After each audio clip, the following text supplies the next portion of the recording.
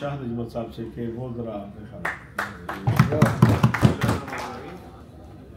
बातें इस तरह हो रही हैं, मेरे ख्याल में उन्होंने हमेशा से, जब से हमने देखा है इल्ज़ामात की बुनियाद पर ही इलेक्शन लड़ा है और हमेशा से इल्ज़ामात को लेकर वो उसी को अपना एजेंडा बनाते हैं, यही उनका मंशूर होता है। और हम इलेक्शन लड़ते हैं कारकर्दगी की बुनियाद पर, और अब भी इंशाल्लाह हमारी कारकर्दगी मौजूद है। हमारी जो बॉडी थी इसमें इलेक्टेड बॉडी, उसने काम किया है, तो हम उसको कारकर्दगी को लेकर जाएंगे और वो इल्ज़ामात को लेकर आएंगे। बाकी इलेक्शन के रिजल्ट जो हैं वो मेरे ख्याल में काशी रफीक साहब से मेरे ख्याल में 4 महीने पहले वैसे मैंने गपशप में कहा, तो उन्होंने कहा इलेक्शन तो हमने जीता हुआ है, तो इलेक्शन का हमें कोई फिक्र नहीं है।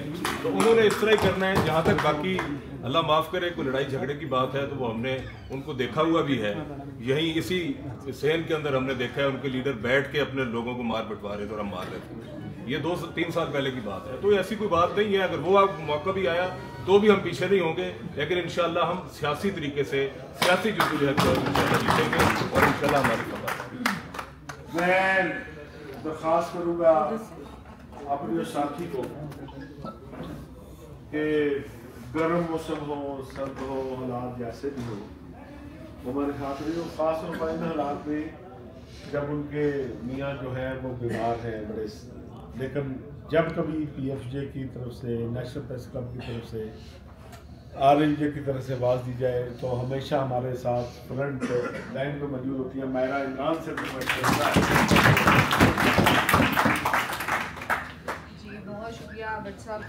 अस्सलाम वालेकुम सब साथियों को देखकर जो है वो, बल्कि मैं ये सोची थी कि ऑपोजिशन का शुक्रिया अदा करना चाहिए कि वो ऐसी पोस्टर आते हैं इलेक्शन से पहले कि जो हम सो रहे होते हैं हम भी उठ के आ जाते हैं कि ज़रूरत है ग्रुप को आ जाओ सारे। तो अभी तो हमने कहा अमन से हो जाएगा, लेकिन वो हर दफ़ा हमें इतना जोश व खरोश दिला देते हैं कि हम कहते हैं कि हमारे कायद को ज़रूरत है, जिसने हमें सिखाया पिछले 11-12 साल से एक ही चीज़ सिखाई कि इज़्ज़त करनी है, असूल क्या है, खिदमत करनी है। और ये कि एक एक शख्स ने खिदमत की, चाहे इंडिविजुअली की। लोगों को शायद नज़र आता होगा कि ये ग्रुप है जिसमें टेंशन्स भी होती हैं, सबकी अपनी अपनी पर्सनैलिटीज़ हैं, ज़ाहिर है सहाफ़ी हैं, हमारी अपनी अपनी वो क्या कहते हैं फूंक है हमारे अंदर। लेकिन ये कि किस तरह भट्ट साहब हमें चलाते हैं, हमारी तरबियत करते हैं, हमें सिखाते हैं, बोलना तक सिखाते हैं, लहजा कैसा रखना है वो सिखाते हैं। तो हम सारे जो हैं वो शागिर्द हैं भट्ट साहब के, और जब भी ज़रूरत होती है इस ग्रुप को, हमें पता है कि इस प्रेस क्लब को चलाने का, सहाफ़ती कम्युनिटी की नुमाइंदगी करने का अगर कोई प्लेटफॉर्म मौजूद है जो कि एक मजबूत प्लेटफॉर्म है जहाँ से एक मजबूत आवाज़ उठाई जाती है, तो वो जर्नलिस्ट पैनल है। और जब भी इसको ज़रूरत होगी हम इसी तरह यहाँ पर मौजूद होंगे, चाहे वही बातें कुछ भी हो जाए। ये हमारा फ़र्ज़ है, हम इसे फ़र्ज़ के तौर पे लेते हैं। और मैं इस बात से बिल्कुल इत्तेफ़ाक़ करूँगी कि जो जर्नलिस्ट हैं उनकी सबसे बड़ी शिकायत ये है कि हमें मेंबरशिप नहीं दी जाती प्रेस क्लब की। इसके बारे में हमें काम करने की ज़रूरत है, और किया गया काम, बड़ी मेहनत की गई। लोग 5-5, 6-6 साल से जर्नलिज्म में, और वो कहते हैं कि मेंबर तक तो बनाया नहीं जाता, तो उसका बड़ा गुस्सा है। लेकिन इस दफ़ा ये बात भी खुल गई कि ये क्यों, ये किस वजह से हो रहा है। मेरे ख्याल में वो शायद खुद ही अपना बहुत नुकसान कर जाते हैं भट्ट साहब, तो हमें कुछ भी करने की ज़रूरत नहीं होती। और मुझे लगता है जब भट्ट साहब पर या इस ग्रुप पर किसी की दुआ है, लगता है बड़ा हंगामा है, और उस दिन आखिरी दिन सारा कुछ अमल से हो जाता है। जिस दिन पुलिस आ गई थी, हंगामा मच गया, तो उस दिन उन्होंने खुद ही विड्रॉ कर लिया, जीत गया, और हम सारे के सारे हम हैरान होते हैं कि हम दोबारा सिलेक्शन जो है बड़ी आसानी से जीत जाते हैं। तो ये भट्ट साहब की आदत है, हमेशा इसी तरह आसानी से ही जीतते रहेंगे। सब चीज़ें खुद ही सेटल होती जाती हैं, खुद ही वो अपने आप को नुकसान पहुँचाते जाते हैं। लेकिन मेरे ख्याल से 8 तारीख को हम सब पर फ़र्ज़ है कि हम आएँ। और मैं दरख्वास्त करूँगा अपने इसी तरह के साथी को कि आप सब लोग घर में सोए हों, मैं सोया हूँ, अगर हमारा दोस्त किसी मुश्किल में हो तो वो दोस्त दिन देखता है न रात।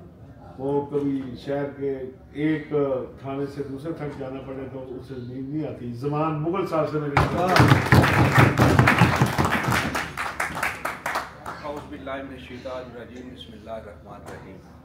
अभी तक बहुत तालियां बजी हैं, और अब मुझे उम्मीद है कि तालियां नहीं बजेंगी बल्कि लोग मुझे बुरा भला कहेंगे। क्योंकि आज भट्ट साहब ने एक अनाउंसमेंट की है। पहले कभी हम कहते थे भट्ट साहब नहीं करते थे, हम कहते थे कि कोई ऐसा बयान दिया करें जरूरतमंदाना, भट्ट साहब कहते थे हिम्मत से चलना है।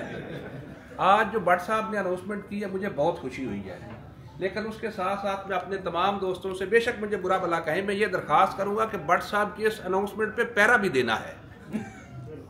क्योंकि मैंने देखा है कि 3 साल पहले जब हमारा इलेक्शन था तो रात के 3 सवा 3 का टाइम था, पुलिस यहाँ पे पहुँच गई, सब कुछ हो गया। और जो हमारी अपोजिशन थी उसका एक जत्था था जिसमें कुछ 40 से 50 लोग थे, और उन्होंने बाहर ये प्लानिंग की कि हमने अभी जाना है और जाके यहाँ से बाक्स उठाने हैं। उस वक्त चूँकि ठंड बहुत थी, हमारे लोगों को नींद भी आ गई, ठंड भी लग गई, कोई इधर चले गए, कोई उधर चले गए। और अल्लाह का करना ये था कि अल्लाह ने हमें इज्जत देनी थी, बचाना था। एक अनवर रजा साहब थे, एक जावेद बागड़ था और तीसरा बंदा मैं था, जो बिल्कुल ही सुस्त रफ्तार बंदा हूँ। लेकिन हम इस दरवाजे के सामने खड़े थे और अनाउंस किया था कि जिसमें हिम्मत है आओ बक्से उठा के दिखा दो।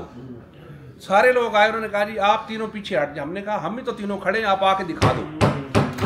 इसलिए मैं सारे दोस्तों से ये दरख्वास्त करूंगा कि भट्ट साहब ने जो अनाउंसमेंट किया इस पर हमने पैरा देना है। और दूसरी बात यह है कि भट्ट साहब ने जो अनाउंसमेंट किया उसको हमने दूसरे एंगल से भी देखना है कि अपोजिशन को कभी भी कमज़ोर नहीं लेना। हम कहते हैं जी वो तितर बितर हो जाएंगे, कुछ हो जाएंगे, हमें यह समझना चाहिए कि वो सारे मुत्तहिद होंगे और उनका एक ही ग्रुप होगा और वो इलेक्शन एक ग्रुप से लड़ेंगे। हम अभी से ये प्लान करेंगे कि वो एक ग्रुप से इलेक्शन लड़ेंगे और उनका हमने मुकाबला करना है। पिछले इलेक्शन पे मुझे अच्छी तरह याद, मैं बाहर था और मैं जब एयरपोर्ट से उतरा मुझे अनवर साहब का फ़ोन आया कि जी कोई बंदा गया हुआ है अदालत में और वो वहाँ पे आर्गूमेंट कर रहा है। भट्ट साहब भी इधर नहीं थे, मैंने फ़ोन किया, पूछा, मैं एयरपोर्ट से सीधा अदालत गया, 4-5 वकला को साथ लेके हमने काउंटर जो है वहाँ पे आर्गूमेंट्स किए और अल्लाह के फजल से 2-2:30 बजे तक चीज़ें जो है लिंगर आन रही और 2-2:30 बजे 2 दिन का नोटिस हो गया और इज्जत एहतराम से हमारा इलेक्शन वो भी हो गया। और जब भट्ट साहब इधर नहीं थे, उससे पिछले इलेक्शन की बात बता रहा हूँ, तो उस वक्त भट्ट साहब का ये ख्याल था कि हमें अदालत में नहीं जाना चाहिए, वो स्टे दे देंगे। मैंने भट्ट साहब के साथ लिटरली लड़ाई की थी। मैंने कहा भट्ट साहब आप मुझे इजाज़त दें, हम 20-25 बंदे लेके जाएंगे, स्टे नहीं होगा, नहीं होगा, नहीं होगा। मुझे यकीन था कि हम जब आर्गूमेंट करेंगे तो कोर्ट उनको स्टे नहीं देगी। मुझे अपने ऊपर यकीन था, अपने वकला पे यकीन था। और भट्ट साहब ने आखिरकार अल्लाह ने फजल किया, भट्ट साहब मान कर कहा ठीक है जी आप लोग जाएं। हम 20-25 बंदे गए थे, वहाँ पे भी आर्गूमेंट्स किए और स्टे नहीं हुआ था और इज्जत एहतराम से हमारा इलेक्शन हुआ था। तो मेरी अपने तमाम दोस्तों से ये दरख्वास्त है कि भट्ट साहब के अनाउंसमेंट को हमने संजीदगी से लेना है और आज से उसका पैरा देना है। क्योंकि अगर मैं ये सोचूंगा कि जी अनवर रजा साहब ने काम करना है, दूसरे ने करना है, चौथे ने करना है, तो फिर काम नहीं होगा। तारक चौधरी साहब बैठे हैं, तारक चौधरी साहब बड़े अच्छे तरीके से चीज़ों को टैकल करते हैं, समझाते हैं, गाइडलाइन देते हैं, लेकिन ये काम हमारा है कि एज ए वर्कर हमने इन चीज़ों को लेके आगे कैसे चलना है। तो मेरी तमाम दोस्तों से ये दरख्वास्त है कि हमने इस चीज़ को संजीदगी से लेना है और इसी भट्ट साहब का जो अनाउंसमेंट है उसको लेके हमने आगे बढ़ना है। Thank you very much.